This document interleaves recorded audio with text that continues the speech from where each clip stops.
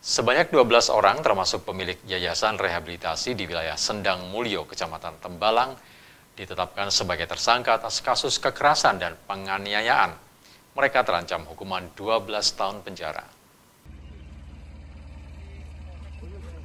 Kasus penganiayaan berawal dari salah seorang warga, Yusuf Rafli Aliansah, warga Perum Permata, Jenarsari, Gemuh, Kabupaten Kendal, hendak dibawa ke Yayasan Rehabilitasi Kecanduan Narkoba. Pengurus yayasan memerintahkan sejumlah penghuni rehabilitasi untuk menjemput korban. Saat dalam perjalanan, tangan korban diborgol oleh para pelaku. Mereka beralasan korban menolak dan memberontak saat dibawa menuju yayasan. Penganiayaan tersebut dilakukan di dalam mobil oleh beberapa orang.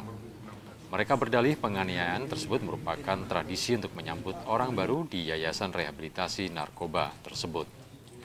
Kapolrestabes Semarang, Kombes Pol M. Syahdudi menjelaskan para tersangka juga sempat mengenakan jaket bertuliskan polisi agar tidak memancing pertanyaan warga. Mereka juga mengatakan tengah membawa pelaku yang masuk dalam daftar pencarian orang atau DPO. Karena kondisinya cukup parah akibat penganiayaan tersebut, korban sempat dibawa ke rumah sakit, namun karena luka yang diderita, korban dinyatakan meninggal dunia.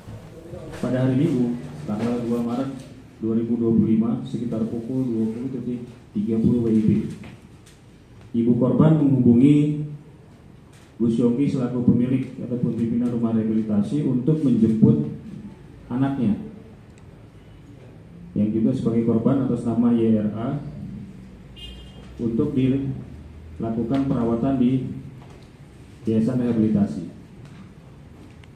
Kemudian atas informasi tersebut, Bu Syongki memerintahkan 4 orang pada pukul 21.00 WIB, memerintahkan 4 orang untuk menjemput ke rumah paman korban atas nama Bapak J di wilayah Galeri, Kabupaten Kendal.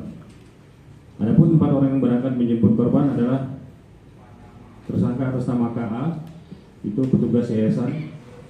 Kemudian yang kedua, tersangka NR, TMA, dan YEB.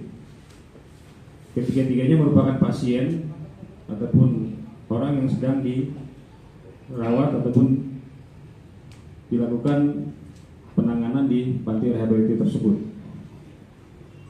Selanjutnya, keempat orang tersebut berangkat dan tiba di rumah paman korban dan langsung akan membawa korban dan memasukkan ke dalam mobil.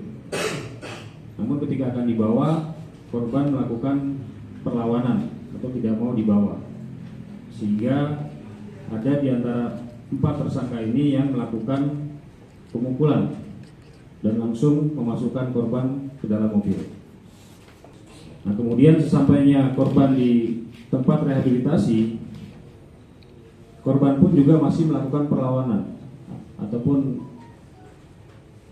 meronta dan menolak untuk direhabilitasi, sehingga oleh beberapa tersangka korban juga dilakukan penganiayaan dan pengeroyokan. Nah, kemudian karena kondisinya parah, korban sempat dibawa ke RSUD KRMT Wongsonegoro di Kecamatan Tembalang.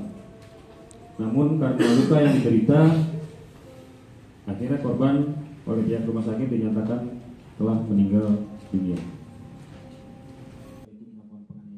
Para tersangka akan dijerat pasal 170 ayat 3 KUH Pidana atau pasal 351 ayat 3 KUH Pidana Jo pasal 55 ayat 1 KUH Pidana.